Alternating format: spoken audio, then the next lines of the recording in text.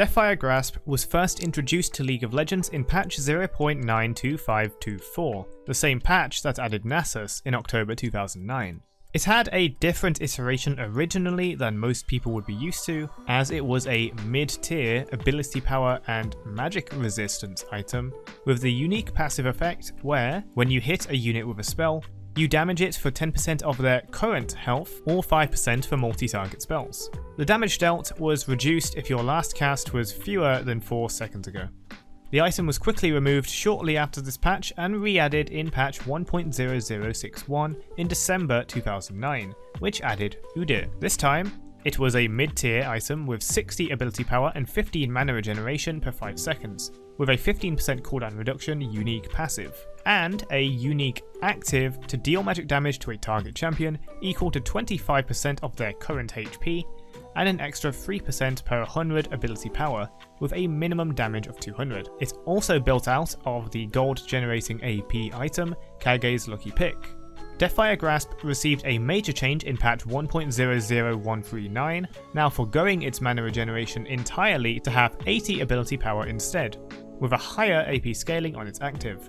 In patch 1.00150, they removed the cooldown reduction, lowered the active base damage down to 15% current health, and increased the ratio up to 5% per 100 ability power. Then, 2 patches later in 1.00152, the same patch that saw Nami released, it had its cost increased to 3000 gold and now had 100 AP. It regained its 15% cooldown reduction and now dealt maximum health damage to its active target rather than current health. And additionally, the target would have all magic damage received amplified by 20% for the next 4 seconds. In early Season 3, patch 3.01, Deathfire Grasp joined the likes of Deathcap and Zhonya's Hourglass at 120 AP, but now cost 3,300 gold.